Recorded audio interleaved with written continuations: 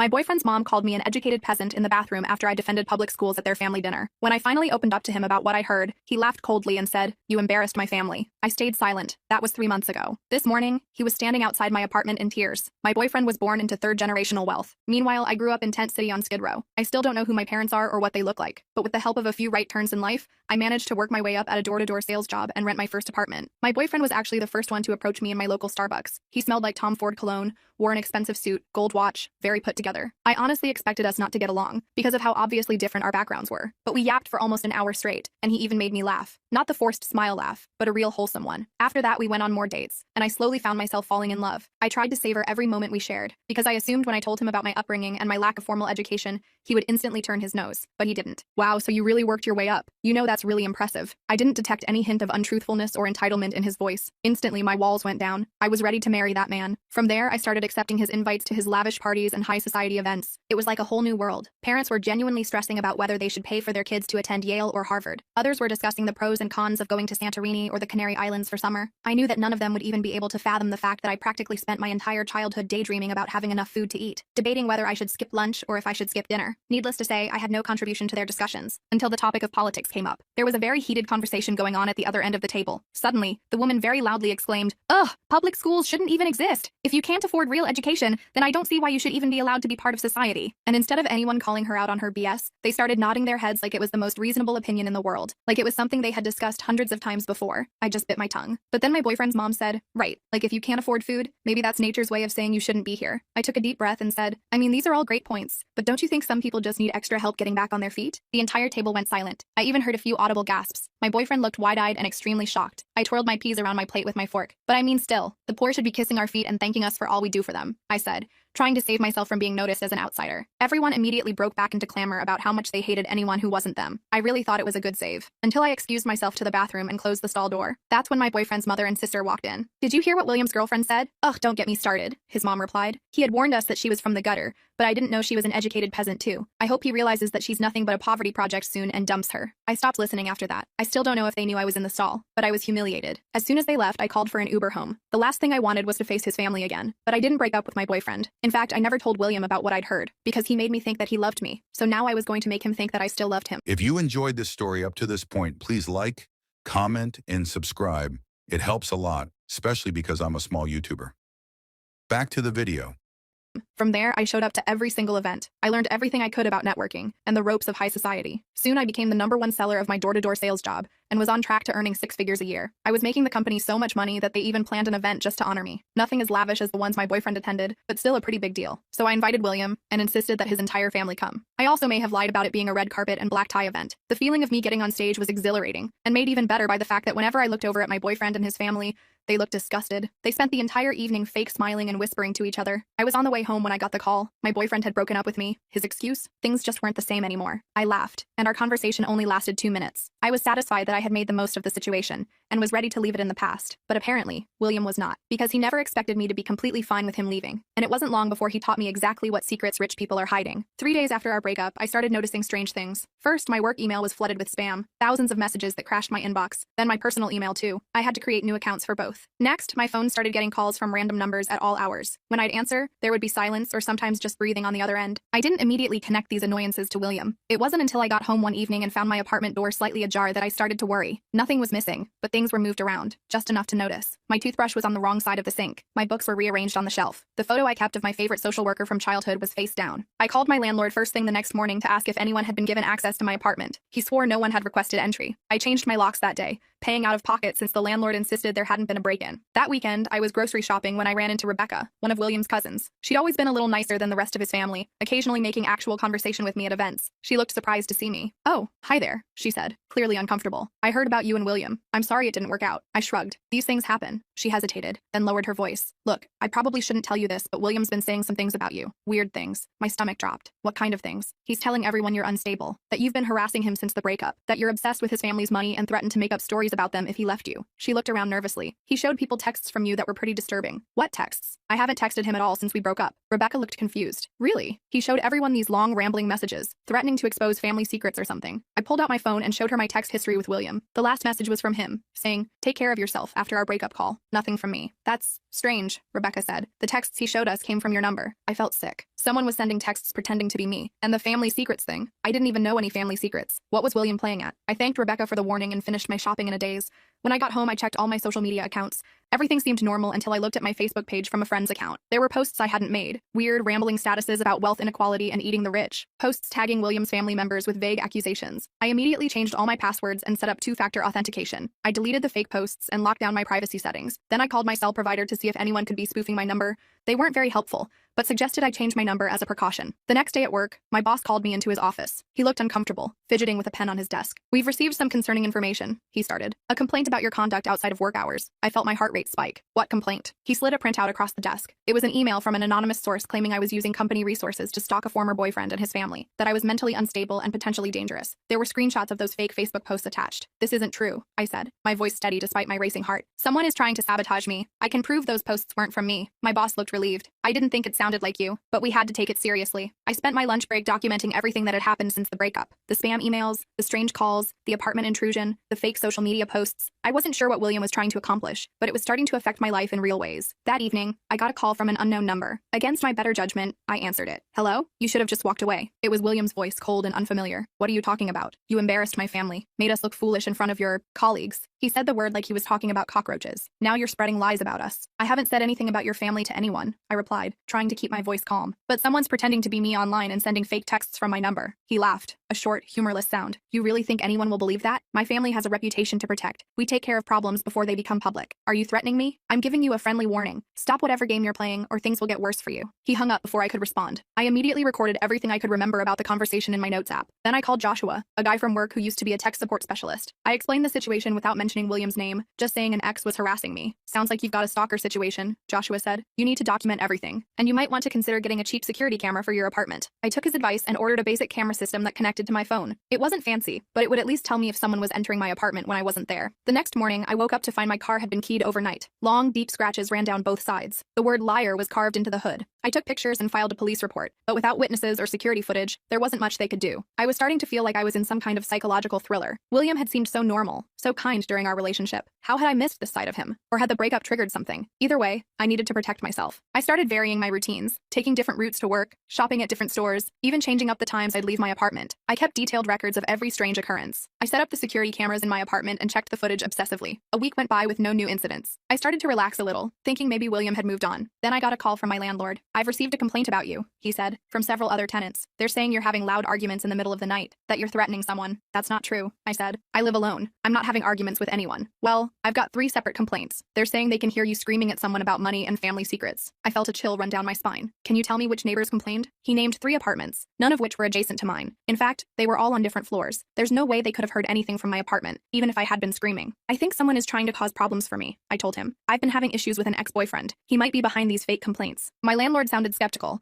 but agreed to hold off on any action for now. I thanked him and immediately checked my security camera footage. Nothing unusual in my apartment, but this was escalating. William was trying to get me evicted. I needed help. I called Donna, the social worker who had helped me the most when I was younger. She'd kept in touch over the years, checking in occasionally to see how I was doing. I explained the situation, and she listened without judgment. "This sounds like a classic case of stalking and harassment," she said. "Have you considered getting a restraining order?" I hadn't, mostly because I wasn't sure if I had enough evidence. But Donna encouraged me to at least consult with a lawyer. She recommended a legal aid clinic that offered free consultations. The next day, I met with a lawyer named Kimberly at the clinic. She reviewed all my documentation and frowned. "You've got a pattern of harassment here, but it's sophisticated. The spoofed texts, the fake social media posts, those are hard to prove weren't actually you. And the apartment intrusion without anything stolen makes it difficult to file charges. So there's nothing I can do?" I felt defeated. "I didn't say that," Kimberly replied. "We can still file for a restraining order, and I think you should consider setting up some kind of trap to catch him in the act." She explained that if I could get evidence of William or someone working for him actively harassing me, we'd have a much stronger case. She suggested setting up additional cameras outside my apartment and possibly having a friend stay with me to witness any strange occurrences. I didn't have many friends close enough to ask for this kind of help, but I did have coworkers who respected me. I approached Thomas, explaining that I was having trouble with an ex who was harassing me. I asked if he'd be willing to help me document any strange incidents. He agreed without hesitation. That weekend, Thomas came over with his laptop and helped me set up an additional security camera facing my parking spot. We also installed a simple alarm system on my doors and windows. Nothing fancy, just something that would make noise if they were opened. While we were working, Thomas asked about my ex. I was vague at first, not wanting to drag William's name through the mud, but Thomas was persistent. "This guy sounds dangerous," he said. "What's his deal? Rich kid who can't handle rejection?" I hesitated, then decided to be honest. "Something like that. His family is wealthy, old money. They didn't approve of me because of my background." Thomas raised an eyebrow. "What background?" I realized I'd never told anyone at work about my childhood. I grew up homeless, in Tent City on Skid Row. Thomas's eyes widened. "Seriously? And now you're our top seller. That's incredible." His reaction reminded me of William's initial response. Genuine admiration without pity. It made me wonder if I'd been too quick to lump all wealthy people together based on William's family's behavior. Our conversation was interrupted by a knock at the door. I tensed up, but when I checked through the peephole, it was just my neighbor Kelly asking to borrow some sugar. I relaxed and opened the door. "Sorry to bother you," Kelly said, then noticed Thomas. "Oh, I didn't realize you had company." "It's fine," I assured her. "This is my coworker Thomas. We're just setting up some security cameras." Kelly looked concerned. "Is everything okay?" I hesitated, then decided it might be good to have another neighbor aware of the situation. "I'm having some trouble with an ex. Nothing dangerous, just annoying." Kelly nodded sympathetically. "Let me know if you need anything. I'm usually home in the evenings." After she left, Thomas and I finished setting up the cameras. He showed me how to access the feeds from my phone and set up motion alerts. It wasn't a professional security system, but it was better than nothing. That night, I slept better knowing I had some protection in place. The next morning, I checked all the camera feeds. Nothing unusual. I went to work feeling more confident. The calm lasted 3 days. Then I got a call from my bank asking about unusual activity on my account. Someone had attempted to withdraw a large sum using my online banking credentials. The attempt had been flagged as suspicious because it was for exactly $10,000, just under the amount that would trigger automatic reporting to federal authorities. I immediately froze my accounts and changed all my banking passwords. The bank representative assured me no money had been taken, but they would need to issue me new cards as a precaution. When I got home that evening, I checked my mail and found a letter from a credit card company thanking me for my application. I hadn't applied for any new credit cards. I called the company immediately and discovered that someone had applied for a high-limit card in my name. They had my social security number, address, and enough personal information to pass the initial verification. I spent the next few hours placing fraud alerts on my credit reports and freezing my credit with all 3 major bureaus. I was exhausted and stressed, constantly looking over my shoulder, jumping at every noise. The next day at work, I got called into my boss's office again. This time, he looked genuinely concerned. "We've received a report that you're stealing client information," he said without preamble. "Someone sent an anonymous tip with screenshots of client data on your personal email." My stomach dropped. "That's not possible. I've never sent client data to my personal email." He showed me the screenshots. They looked convincing. Emails from my work account to my personal Gmail with attachments containing client lists and sales figures. But I knew I hadn't sent them. "Someone is framing me," I said. "They've been harassing me for weeks. They've tried to access my bank accounts, applied for credit cards in my name, and now they're trying to get me fired." My boss looked uncertain. "These screenshots look real. Can your IT department check when these emails were sent? And from what IP address? I bet they weren't sent from my computer." He agreed to have IT investigate. In the meantime, I was placed on paid leave pending the results. I felt sick as I packed up my things and left the office. My job was the one thing I had built entirely on my own. If I lost it because of William's vendetta, I wasn't sure what I'd do. I drove home in a daze, barely noticing the black SUV that seemed to be following me until it pulled up alongside me at a red light. The window rolled down, revealing William's sister. "You should have just disappeared after he dumped you," she said, her voice dripping with contempt. "Now you're forcing us to take action." Before I could respond, the light turned green and she sped away. I was shaking so badly I had to pull over. I took out my phone and recorded everything she'd said while it was still fresh in my memory. Then I called Kimberly, the lawyer. "They're escalating," I told her, "trying to steal my identity, get me fired, and now making direct threats." Kimberly was quiet for a moment. "This goes beyond typical harassment. They're trying to destroy your life. We need to file for that restraining order immediately, and you should consider filing a police report for the identity theft attempts." I agreed to meet her at the legal aid clinic the next morning. When I got home, I checked my security cameras. Everything seemed normal. I double-checked all my locks and tried to get some sleep, but I kept waking up at every little noise. The next morning, I headed to the legal aid clinic. Kimberly helped me fill out the paperwork for a temporary restraining order against William. We included all the documentation I'd gathered: the keyed car, the fake social media posts, the attempted identity theft, and the direct threats from both William and his sister. "The judge should grant the temporary order based on this evidence," Kimberly explained. "Then there will be a hearing in about 2 weeks where both parties can present their case for a permanent order." I felt a small sense of relief. At least I was taking action. After leaving the clinic, I went to the police station to file a report about the identity theft attempts. The officer took my statement but didn't seem particularly concerned. Identity theft was common, and without clear evidence linking it to William, there wasn't much they could do beyond taking a report. When I checked my phone after leaving the station, I had 3 missed calls from my boss. I called him back immediately. "IT checked those emails," he said. "They weren't sent from your computer or your usual IP address. They came from somewhere outside our network." I felt a wave of relief. "So you know I didn't send them?" "It looks that way. But here's the strange part. Whoever sent them had access to your work email password. We're resetting all your credentials and investigating how this could have happened." I thanked him and hung up. At least I wasn't going to lose my job. But how had William or someone working for him gotten my work password? I was always careful about security. When I got home, I checked my security cameras again. Nothing unusual outside. But when I reviewed the footage from inside my apartment, I noticed something strange. At around 2 a.m., there was a brief moment where all the cameras went offline offline simultaneously for about 5 minutes. When they came back on, everything looked normal. I called Joshua, my tech-savvy coworker, and described what I'd seen. Sounds like someone might have used a signal jammer, he said. They're illegal for civilians to use but not impossible to get. It would temporarily disrupt Wi-Fi, cell signals, and wireless cameras within a limited range. So someone could have been in my apartment during those 5 minutes? It's possible. They'd need to be fairly close to your apartment to use a jammer effectively, and they'd have to know exactly what they were doing to get in and out so quickly without leaving traces. Either possibility was terrifying. I thanked Joshua and hung up, then did a thorough check of my apartment. Nothing seemed out of place at first glance, but upon closer inspection, I noticed small things. A drawer slightly ajar, my laptop in a slightly different position than I'd left it. I felt violated, knowing someone had been in my personal space while I was away. I decided I couldn't stay there that night. I packed an overnight bag and called Kelly, my neighbor who had offered help. She agreed to let me crash on her couch without asking too many questions. The next morning, I got a call from the courthouse. My temporary restraining order had been granted. William would be served with papers that day,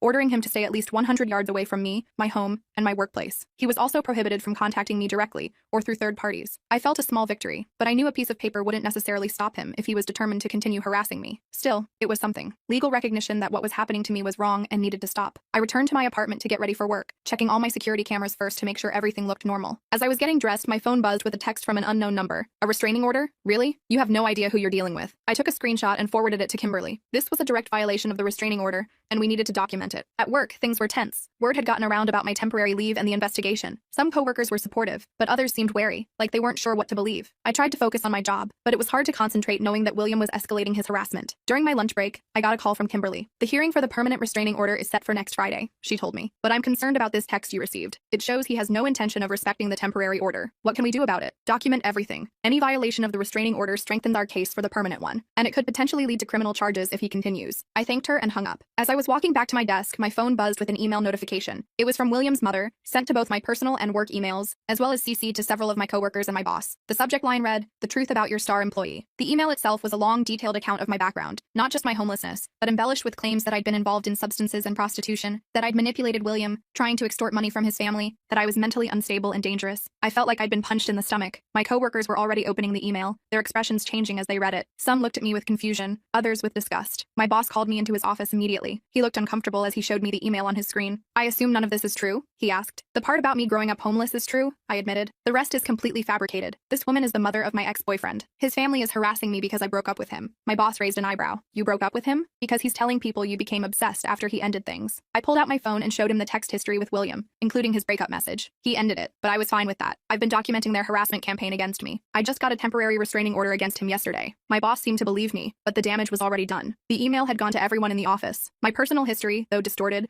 was now public knowledge. The thing I'd been most private about, my childhood homelessness, was being used as a weapon against me. I spent the rest of the day in a fog, aware of the whispers and stares from my coworkers. A few, like Thomas, made a point of checking on me and offering support, but most kept their distance, unsure what to believe. When I got home that evening, I found a large envelope taped to my door. Inside was a stack of printed photos, pictures of me going about my daily routine, me getting coffee, me shopping for groceries, me talking to Kimberly outside the legal aid clinic. The last photo showed me sleeping in my own bed, clearly taken from inside my apartment during the night. Attached was a handwritten note. "A restraining order is just a piece of paper. We can get to you whenever we want." I grabbed the photos and note with shaking hands and immediately called the police. This wasn't just harassment anymore. This was a serious threat. The officer who showed up actually took it seriously this time. He looked through the photos, especially the one of me sleeping, and his expression darkened. "This is stalking and breaking and entering at minimum," he said. "We'll need to dust for fingerprints and check for any evidence they left behind." While the police did their thing, I called Kimberly and sent her photos of everything. She was alarmed and told me to pack a bag and stay somewhere else tonight. I called Kelly again, but this time she seemed hesitant. "I actually got a weird email about you today," she admitted, "from someone claiming to be your ex's mother. It said you were dangerous and unstable." My heart sank. They sent that to everyone I know. None of it's true. They're trying to isolate me. Kelly was quiet for a moment. "You can still stay here tonight, but maybe we should talk about finding you somewhere else after that." I thanked her, trying not to cry. William's family was systematically destroying every part of my life. My job, my reputation, my home, and now my few friendships. I packed enough clothes for a few days and waited for the police to finish. The officer gave me his card before leaving. "We'll increase patrols in your area, but honestly, you should consider staying elsewhere until we can make an arrest." That night at Kelly's, I barely slept. Every noise made me jump. I kept checking my phone for alerts from my security cameras. Around 3 a.m., I got a notification. Motion detected in my apartment. I opened the app with trembling fingers. The footage showed a figure in dark clothing moving through my living room with a flashlight. They were wearing gloves and a mask, methodically going through my drawers and cabinets. I immediately called 911 and reported a break-in at my apartment. I woke Kelly to tell her what was happening. She let me watch the live feed on her TV. The intruder was still there, now in my bedroom, pulling clothes from my closet and dumping them on the floor. They were trashing my place. Suddenly, the feed cut out, all cameras offline. I frantically refreshed the app, but nothing.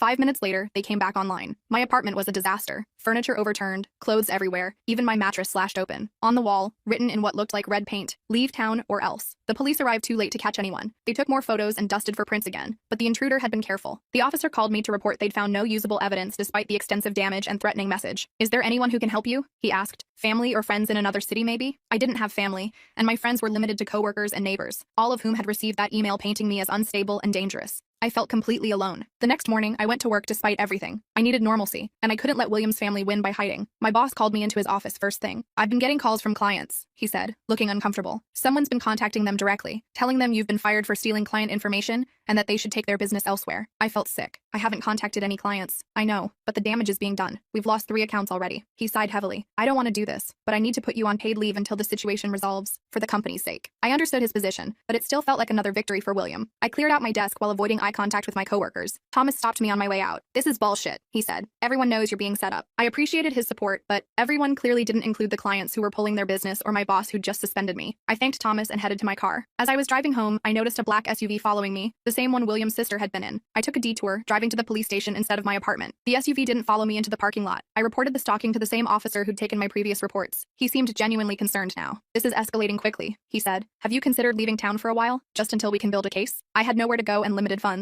My job was on hold, my apartment wasn't safe, and my reputation was in tatters. William's family was winning. I checked into a cheap motel using cash, not wanting to leave an electronic trail. I spent the night researching my options. The hearing for the permanent restraining order was still a week away. I needed to survive until then, and gather enough evidence to convince the judge. The next morning, I got a call from an unknown number. Against my better judgment, I answered it. "Is this about the job posting?" a woman asked. I was confused. "What job posting?" "The nanny position. Your ad said you needed someone to start immediately. I have references." I felt a chill. "I didn't post any job ads. Can you tell me where you saw this?" She directed me to a Craigslist posting. Someone had created an ad in my name, using my phone number, claiming I was looking for a live-in nanny for my 3 young children. The ad included my address and suggested applicants just stop by anytime if they couldn't reach me by phone. I immediately contacted Craigslist to have the ad removed, but the damage was done. My phone kept ringing with calls from potential nannies. Some became angry when I explained there was no job, accusing me of wasting their time. Later that day, I got a text from Kelly. "There are people showing up at your apartment looking for some nanny job. The building manager is freaking out." I explained the situation and asked if she'd seen anything else suspicious. She told me several delivery drivers had also shown up with food orders I hadn't placed, all requiring cash payment. They were trying to create chaos around my apartment, making me look unstable to my neighbors and building management. I called Kimberly again, updating her on the latest harassment. "This is good for our case," she said. "It shows a clear pattern of escalating behavior, but I'm worried about your safety. Is there anywhere else you can stay until the hearing?" I thought about it and realized there was one person who might help. Donna, my old social worker. I hadn't wanted to drag her into this, but I was running out of options. Donna answered on the second ring. When I explained my situation, she didn't hesitate. "Come stay with me," she said. "My spare room isn't much, but it's safe." I thanked her through tears and arranged to meet at a public place rather than going directly to her home, just in case I was being followed. Donna lived in a modest house in a quiet neighborhood. Her spare room was small but comfortable, with a twin bed and a desk. It felt safer than anywhere I'd been in weeks. "You need to go on the offensive," Donna said over tea that evening. "They're trying to isolate you and make you look crazy. You need to flip the script." "How do I do that?" I asked. "Document everything, like you've been doing, but also start telling your story publicly. Make it harder for them to paint you as the villain." The idea terrified me. I'd spent my entire life trying to hide my background, to blend in and appear normal. Going public meant exposing my most vulnerable self. But Donna was right. Hiding and reacting defensively wasn't working. I needed to take control of the narrative. The next day, I created a private blog documenting everything that had happened since the breakup. I included photos of the damage to my apartment and car, screenshots of the fake social media posts, the Craigslist ad, and the threatening note with the photos. I wrote about my relationship with William, his family's reaction to my background, and their systematic campaign to destroy my life after the breakup. I didn't publish it yet. It was my insurance policy, my way of making sure my side of the story would be heard if anything happened to me. With Donna's help, I also created a timeline of all the harassment incidents,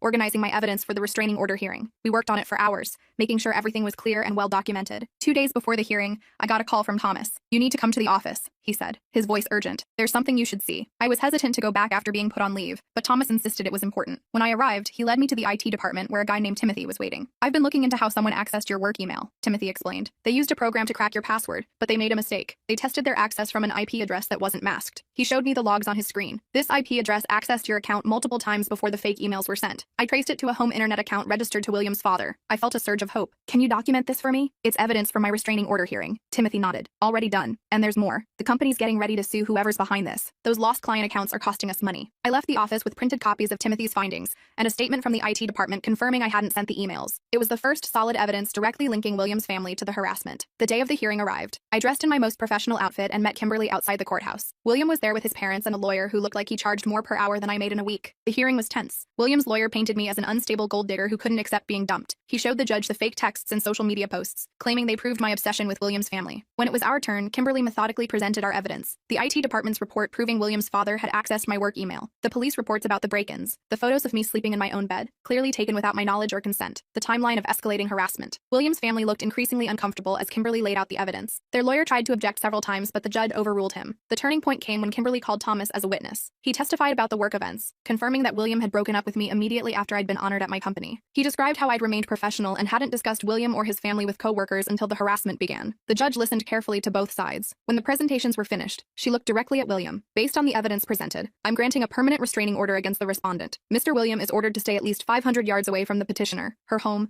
and her workplace for a period of 3 years. She turned to William's parents. While this order only applies to your son, I strongly suggest you all cease contact with the petitioner immediately. The evidence suggests a coordinated campaign of harassment that could result in criminal charges if it continues. William's mother started to protest, but their lawyer quickly silenced her. They left the courtroom without looking at me. Outside, Kimberly hugged me. This is a big win. The judge clearly saw through their tactics. I felt relieved, but still wary. Do you think they'll actually stop? The restraining order has teeth. Violations can mean jail time. And now that your company knows who was behind the fake emails, they might pursue their own legal action. The family has a lot to lose by continuing to harass you. I thanked Kimberly for everything and headed back to Donna's house. The next day, I met with my boss, showing him the court documents and the judge's findings. He seemed genuinely apologetic. We'd like you to come back to work, he said. And we're pursuing legal action against William's family for the damage to our client relationships. I returned to work the following Monday. Some coworkers were still awkward around me, but most were supportive, especially after the company-wide email my boss sent explaining the situation and confirming that I'd been the victim of a harassment campaign. Over the next few weeks, things slowly returned to normal. No more strange calls or emails. No more people showing up at my apartment. I found a new place to live, a small house for rent in a different neighborhood. I didn't tell anyone my new address except for Donna, Thomas, and my boss. 3 months after the hearing, I got an unexpected email from Rebecca, William's cousin. She apologized for her family's behavior and told me William had been sent to Europe to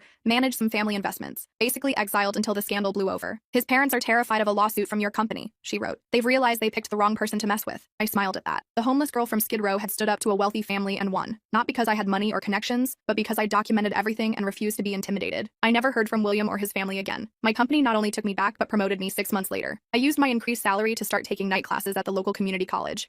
Sometimes I think about that dinner where I overheard William's mother and sister in the bathroom. If I hadn't been in that stall, I might never have known what they really thought of me. I might have continued dating William, maybe even married into that toxic family. Instead, I learned an important lesson about who I am and what I'm capable of. The girl from Tent City didn't just survive, she thrived, despite everything they threw at her. And that's something no one can ever take away from me.